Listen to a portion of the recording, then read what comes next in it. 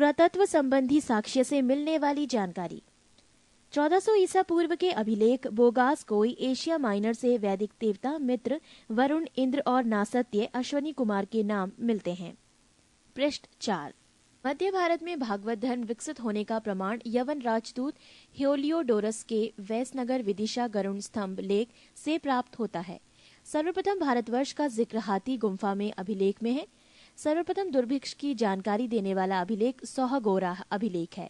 सर्वप्रथम भारत पर होने वाले हूण आक्रमण की जानकारी भीतरी स्तंभ लेख से प्राप्त होती है।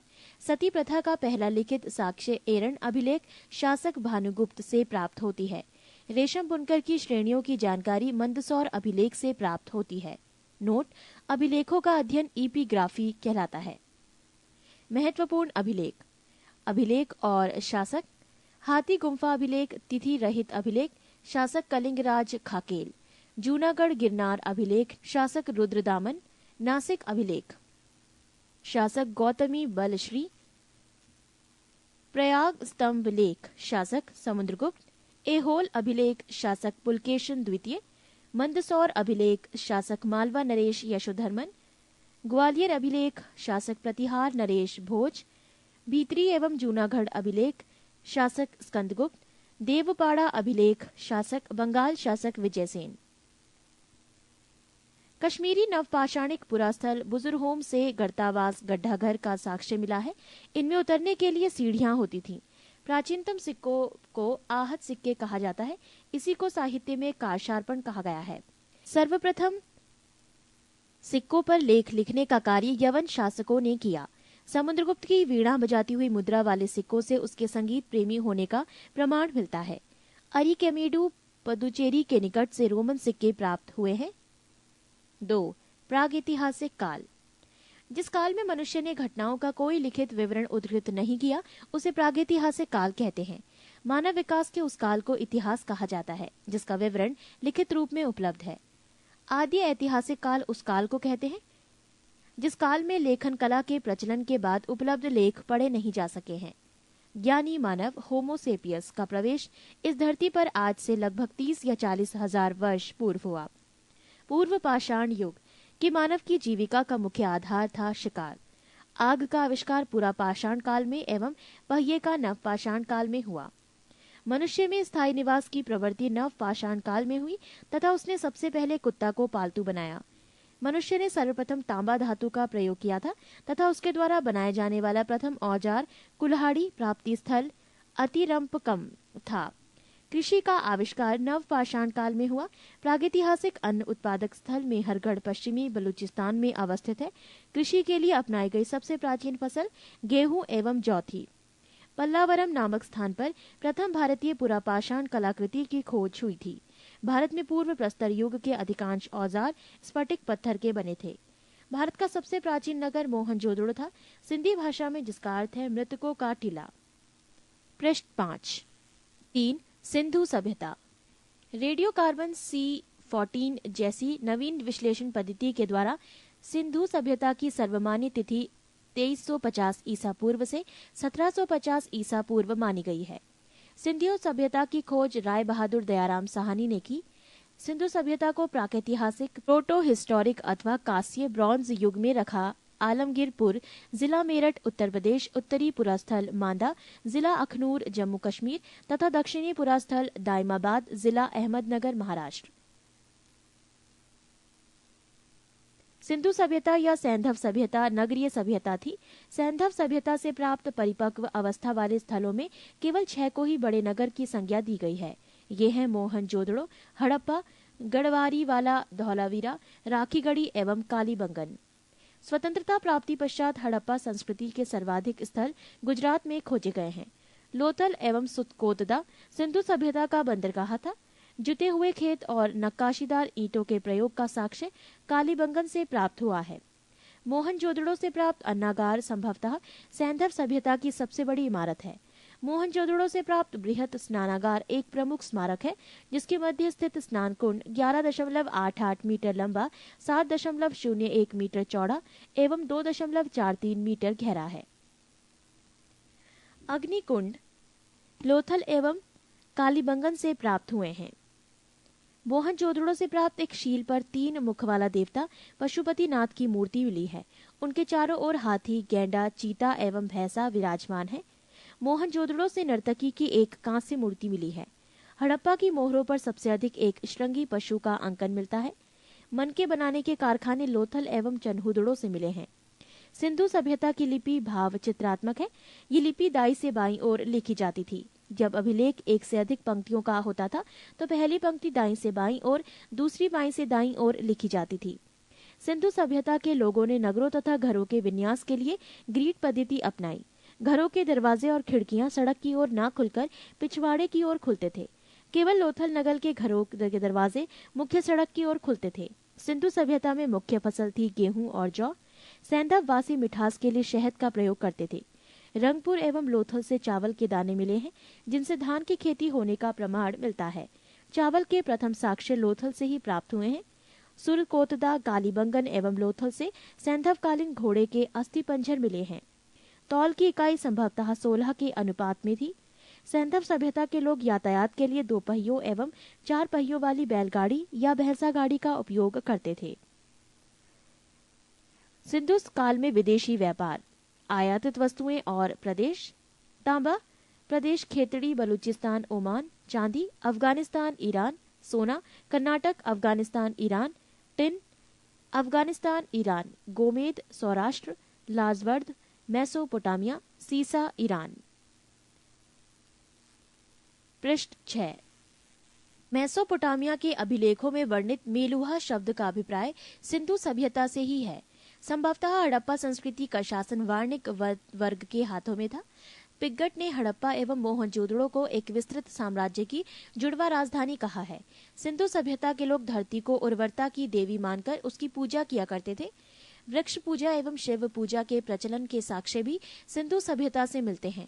स्वस्तिक चिन्ह संभवतः हड़प्पा सभ्यता की देन है। इस चिन्ह से सूर्योपासना का अनुमान लगाया जाता है। सिंधु घाटी के नगरों में किसी भी मंदिर के अवशेष नहीं मिले हैं। सिंधु सभ्यता के मां मातृ देवी की उपासना सर्वाधिक प्रचलित थी। पशुओं में कुबड़ वाला सांड इस सभ्यता के लोगों के लिए विशेष पूजनीय था। स्त्री मृण मूर्तियां, मिट्टी की मूर्तियां अधिक मिलने से ऐसा अनुमान लगाया जाता है कि सैंधव समाज मात्र सत्तात्मक था। सैंधववासी सूती एवं ऊनी वस्त्रों का प्रयोग करते थे।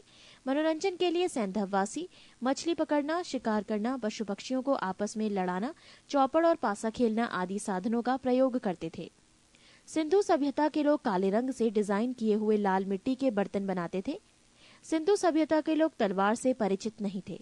कालीबंगन के एकमात्र हड़प्पा कालीन स्थल था, जिसका निचला शहर सामान्य लोगों के रहने हेतु भी किले से घिरा हुआ था। पर्दा प्रथा एवं वैश्यवृत्ति सैंधव सभ्यता में प्रचलित थी। शवों को जलाने एवं गाड़ने यानी दोनों प्रथाएं प्रचलित थी। हड़प्पा में शवों को दफनाने जबकि मोहनजोदड़ो में जलाने की प्रथा विद्यमान थी। लोथल एवं कालीबंगा में युग्म समाधियां मिली हैं। सैंधव सभ्यता के विनाश का संभवतः सबसे प्रभावी कारण बाढ़ था। आग में पकी हुई मिट्टी को टेराकोटा कहा जाता है। सैंधव सभ्यता के प्रमुख स्थल, नदी, उत्खननकर्ता एवं वर्तमान स्थिति। 1. प्रमुख स्थल हड़प्पा, नदी रावी, उत्खननकर्ता दयाराम साहनी एवं माधो स्वरूप वत्स, वर्ष 1921। स्थिति पाकिस्तान का मोंटगोमरी जिला। 2. प्रमुख स्थल मोहनजोदड़ो, नदी सिंधु, उत्खननकर्ता राखाल दास बैनर्जी, वर्ष 1922। स्थिति पाकिस्तान के सिंध प्रांत का लरकाना जिला। 3. प्रमुख स्थल चन्हुदड़ो, रदी सिंधु, उत्खननकर्ता गोपाल मजूमदार, वर्ष 1931। स्थिति सिंध प्रांत पाकिस्तान। 4. प्रमुख स्थल कालीबंगन, नदी खग्गर, उत्खननकर्ता बीबी लाल एवं बी के थापड़, वर्ष 1953। स्थिति राजस्थान का हनुमानगढ़ जिला।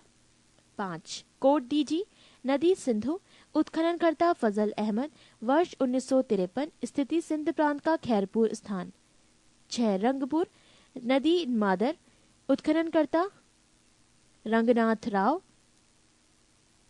वर्ष 1953 से 54। स्थिति गुजरात का काठियावाड़ जिला। 7. प्रमुख स्थल रोपड़, नदी सतलज, उत्खननकर्ता यज्ञदत्त शर्मा, वर्ष 1953 से 56। स्थिति पंजाब का रोपड़ जिला। 8. प्रमुख स्थल लोथल, नदी भोगवा, उत्खननकर्ता रंगनाथ राव, वर्ष 1955 से 1962, स्थिति गुजरात का अहमदाबाद जिला। 9 आलमगीरपुर, नदी हिंडन, उत्खननकर्ता यज्ञदत्त शर्मा, वर्ष 1958, स्थिति उत्तर प्रदेश का मेरठ जिला। 10 सुंत कांगे डोर, नदी दाशक, उत्खननकर्ता ऑरेंज स्टाइल जॉर्ज डेल्स, वर्ष 1927 एवं 1962, स्थिति पाकिस्तान के मकरान में समुद्र तट के किनारे। 11 बनमाली, नदी रंगोई, उत्खननकर्ता रविंद्र सिंह बिष्ट, वर्ष 1974, स्थिति हरियाणा का हिसार जिला। 12 प्रमुख स्थल धौलावीरा, नदी नील, उत्खननकर्ता रविंद्र सिंह बिष्ट, वर्ष 1990 से 91, स्थिति गुजरात के कच्छ जिला। ये थे सैंधव सभ्यता के प्रमुख स्थल, नदी, उत्खननकर्ता एवं वर्तमान स्थिति। पृष्ठ 7। 4 वैदिक सभ्यता। वैदिक काल का विभाजन 2 भागों, एक ऋग्वैदिक काल 1500 से 1000 ईसा पूर्व और 2 उत्तर वैदिक काल 1000 से 600 ईसा पूर्व में किया गया है। आर्य सर्वप्रथम पंजाब एवं अफगानिस्तान में बसे। मैक्स मूलर ने आर्यों का मूल निवास स्थान मध्य एशिया को माना है। आर्यों द्वारा निर्मित सभ्यता वैदिक सभ्यता कहलाई। आर्यों द्वारा विकसित सभ्यता ग्रामीण सभ्यता थी। आर्यों की भाषा संस्कृत थी। आर्यों के प्रशासनिक इकाई आरोही क्रम से इन 5 भागों में बटा था: कुल, ग्राम, विश, जन, राष्ट्र। ग्राम के मुखिया ग्रामीणी एवं विश का प्रधान विशपति कहलाते थे। जन के शासक को राजन कहा जाता था। राज्य अधिकारियों में पुरोहित एवं सेनानी प्रमुख थे। सूत, रथकार तथा कमादी नामक अधिकारी रत्नी कहे जाते थे। इनकी संख्या राजा सहित करीब 12 हुआ करती थी। पुरब दुर्गपति एवं स्पष्ट जनता की गतिविधियों को देखने वाले गुप्तचर होते थे। वाजपति गोचर भूमि का अधिकारी होता था। उग्र अपराधियों को पकड़ने का कार्य करता था। सभा एवं समिति राजा को सलाह देने वाली संस्था थी। सभा श्रेष्ठ एवं संभ्रांत लोगों की संस्था थी, जबकि समिति सामान्य जनता का प्रतिनिधित्व करती थी। इसके अध्यक्ष को ईशान कहा जाता था। युद्ध में कबीले का नेतृत्व राजा करता था। युद्ध के लिए गविष्टि शब्द का प्रयोग किया गया है, जिसका अर्थ है गायों की खोज। 10 राज्य युद्ध का उल्लेख ऋग्वेद के 7वें मंडल में है। ये युद्ध परशणी रावी नदी के तट पर सुदास एवं 10 जनों के बीच लड़ा गया, जिसमें सुदास विजय हुआ। ऋग्वैदिक समाज 4 वर्णों में विभक्त था। ये वर्ण थे ब्राह्मण, क्षत्रिय, वैश्य और शूद्र। ये विभाजन व्यवसाय पर आधारित था। ऋग्वेद के 10वें मंडल के पुरुष सूक्त में चतुर्वर्णी का उल्लेख किया गया है। इसमें कहा गया है कि ब्राह्मण परम पुरुष के मुख से, क्षत्रिय उनकी भुजाओं से, वैश्य उनकी जांघों से एवं शूद्र उनके पैरों से उत्पन्न हुए हैं। आर्यों का समाज पितृ प्रधान था। समाज की सबसे छोटी इकाई परिवार या कुल थी, जिसका मुखिया पिता होता था, जिसे कुलप कहा जाता था। स्त्रियां इस काल में अपने पति के साथ यज्ञ कार्य में भाग लेती थीं। बाल विवाह एवं पर्दा प्रथा का प्रचलन नहीं था। विधवा अपने मृतक पति के छोटे भाई देवर से विवाह कर सकती थी। स्त्रियां शिक्षण ग्रहण करती थी। ऋग्वेद में लोपा मुद्रा, घोषा, सिक्ता, आपला एवं विश्वास जैसी विदुषी स्त्रियों का वर्णन है। उपनिषदों की कुल संख्या है 108, महापुराणों की संख्या है 18 और वेदांग की संख्या है 6। ये थी इनसे जुड़ी कुछ जानकारी।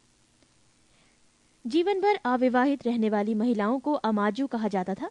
आर्यों की मुख्य पेय पदार्थ सोमरस था। ये वनस्पति से बनाया जाता था। आर्य मुख्यतः 3 प्रकार के वस्त्रों का उपयोग करते थे: 1 वास, 2 हदिवास और 3 ऊष्णीश। अंदर पहनने वाले कपड़े को नीवी कहा जाता था। आर्यों के मनोरंजन के मुख्य साधन थे संगीत, रथदौड़, घुड़दौड़ एवं ध्रुत कीर्णा। इनसे जुड़ी कुछ और जानकारी। दिशा उत्तर वैदिक शब्द और राजा का नाम। दिशा पूर्व उत्तर वैदिक शब्द प्राची, राजा का नाम सम्राट। दिशा पश्चिम उत्तर वैदिक शब्द प्रतीची, राजा का नाम स्वराष्ट्र। दिशा उत्तर उत्तर वैदिक शब्द उदीची, राजा का नाम विराट। दिशा मध्य दक्षिण उत्तर वैदिक शब्द कुछ नहीं, राजा का नाम राजा भोज। ये थी कुछ अन्य जानकारी। पृष्ठ 8। आर्यों का प्रमुख व्यवसाय पशुपालन एवं कृषि था। गाय को अधन्य न मारे जाने योग्य पशु को श्रेणी में रखा गया था। गाय की हत्या करने वाले या उसे घायल करने वाले के लिए वेदों में मृत्युदंड अथवा देश से निकाले की व्यवस्था की गई है। प्रमुख दर्शन एवं उसके प्रवर्तक। दर्शन और प्रवर्तक। चार्वाक प्रवर्तक चार्वाक, योग प्रवर्तक पतंजलि, सांख्य प्रवर्तक कपिल, न्याय प्रवर्तक गौतम, पूर्व मीमांसा प्रवर्तक जैमिनी, उत्तर मीमांसा प्रवर्तक बादरायण, वैशेविक प्रवर्तक कणाद या उलूक। आर्य का प्रिय पशु घोड़ा एवं सर्वाधिक प्रिय देवता इंद्र थे। आर्यों द्वारा खोजी गई धातु लोहा थी, जिसे श्याम अयस कहा जाता था। तांबे को लोहित अयस कहा जाता था। व्यापार हेतु दूर दूर तक जाने वाला व्यक्ति को पढ़ी कहते थे। लेन देन में वस्तु विनिमय की प्रणाली प्रचलित थी। ऋण देकर ब्याज लेने वाला व्यक्ति को वैकनॉट सूदखोर कहा जाता था। मनुष्य एवं देवता के बीच मध्यस्थ की भूमिका निभाने वाले देवता के रूप में अग्नि की पूजा की जाती थी। ऋग्वेद में उल्लिखित सभी नदियों में सरस्वती सबसे महत्वपूर्ण तथा पवित्र मानी जाती थी। ऋग्वेद में गंगा और यमुना का उल्लेख सिर्फ एक बार हुआ है। उत्तर वैदिक काल में इंद्र के स्थान पर प्रजापति सर्वाधिक प्रिय देवता हो गए थे। उत्तर वैदिक काल में राजा के राज्याभिषेक के समय राजसूय यज्ञ का अनुष्ठान किया जाता था। उत्तर वैदिक काल में वर्ण व्यवस्था की बजाय जन्म के आधार पर निर्धारित होने लगे थे। उत्तर वैदिक काल में हल को सिरा और हल रेखा की सीता कहा जाता था। उत्तर वैदिक काल में निष्क और शतमान मुद्रा की इकाइयां थी, लेकिन इस काल में किसी खास भार, आकृति और मूल्य के सिक्कों के चलन का कोई प्रमाण नहीं मिलता। सांख्य दर्शन भारत के सभी दर्शनों में सबसे प्राचीन है। इसके अनुसार मूल तत्व 25 हैं, जिनमें प्रकृति पहला तत्व है। सत्यमेव जयते मुंडकोपनिषद से लिया गया है। इसी उपनिषद में यज्ञ की तुलना टूटी नाव से की गई है। गायत्री मंत्र सवित्र नामक देवता को संबोधित है, जिसका संबंध ऋग्वेद से है। उत्तर वैदिक काल में कौशाम्बी नगर में प्रथम बार पक्की ईंटों का प्रयोग किया गया है। महाकाव्य 2 हैं, महाभारत एवं रामायण। महाभारत का पुराना नाम जय संहिता है। ये विश्व का सबसे बड़ा महाकाव्य है। गोत्र नामक संस्था का जन्म उत्तर वैदिक काल में हुआ। ऋग्वैदिक कालीन नदियां। प्राचीन नाम कृंभ, आधुनिक नाम कुर्रम।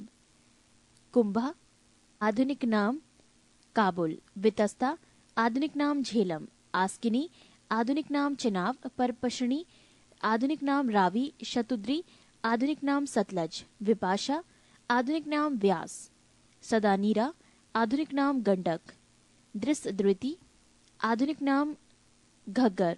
गोमती, आधुनिक नाम गोमल। सुवस्तु, आधुनिक नाम स्वात। ऋग्वैदिक कालीन देवता। देवता इंद्र, संबंध युद्ध का नेता एवं वर्षा का देवता। अग्नि, देवता एवं मनुष्य के बीच मध्यस्थ। वरुण, पृथ्वी एवं सूर्य के निर्माता, समुद्र का देवता, विश्व के नियामक एवं शासक, सत्य का प्रतीक, ऋतु परिवर्तन एवं दिन रात का कर्ता। द्यौ, आकाश का देवता, सबसे प्राचीन। सोम, वनस्पति देवता। उषा, प्रगति एवं उत्थान देवता। आश्विन, विपत्तियों को हरने वाला देवता। पूषण, पशुओं का देवता। विष्णु, विश्व के संरक्षक एवं पालनकर्ता। मरुत, आंधी तूफान का देवता। पृष्ठ 9। 5 महाजन पदों का उदय। बुद्ध के जन्म के पूर्व 6ठी शताब्दी ईसा पूर्व में भारतवर्ष 16 जनपदों में बटा हुआ था। इसकी जानकारी हमें बौद्ध ग्रंथ अगुंतर निकाय से मिलती है। 1 महाजनपद अंग। राजधानी चंपा। क्षेत्र आधुनिक स्थान भागलपुर, मुंगेर, बिहार। 2 मगध। राजधानी गिरिब्रज राजगृह। क्षेत्र पटना, गया, बिहार। 3 काशी। राजधानी वाराणसी। क्षेत्र वाराणसी के आसपास उत्तर प्रदेश। 4 महाजनपद वत्स। राजधानी कौशाम्बी। क्षेत्र इलाहाबाद के आसपास उत्तर प्रदेश। 5 महाजनपद वज्जी। राजधानी वैशाली, विदेह और मिथिला। क्षेत्र मुजफ्फरपुर एवं दरभंगा के आसपास का क्षेत्र। 6 महाजनपद कौसल। राजधानी श्रावस्ती। क्षेत्र फैजाबाद, उत्तर प्रदेश। 7 महाजनपद अवंती। राजधानी उज्जैन या महिष्मती। क्षेत्र मालवा, उत्तर प्रदेश। 8 महाजनपद मल। राजधानी कुशावती। क्षेत्र देवरिया, उत्तर प्रदेश। 9 महाजनपद पंचाल, राजधानी आहिचत्र काम्पिल्य क्षेत्र बरेलू बदायूं फर्रुखाबाद उत्तर प्रदेश। 10 महाजनपद चेदी, राजधानी शक्तिमती क्षेत्र बुंदेलखंड उत्तर प्रदेश। 11 महाजनपद कुरु, राजधानी इंद्रप्रस्थ क्षेत्र आधुनिक दिल्ली मेरठ एवं हरियाणा के कुछ क्षेत्र। 12 महाजनपद मत्स्य, राजधानी विराटनगर क्षेत्र जयपुर राजस्थान के आसपास के क्षेत्र। 13 महाजनपद कंबोज, राजधानी हाटक क्षेत्र राजौरी एवं हजारा क्षेत्र उत्तर प्रदेश। 14 अद्य महाजनपद शूरसेन, राजधानी मथुरा क्षेत्र मथुरा उत्तर प्रदेश। 15 महाजनपद अशमक, राजधानी पोटली या पोतन क्षेत्र गोदावरी नदी क्षेत्र दक्षिण भारत का एकमात्र जनपद। 16 महाजनपद गांधार, राजधानी तक्षशिला क्षेत्र रावलपिंडी एवं पेशावर पाकिस्तान।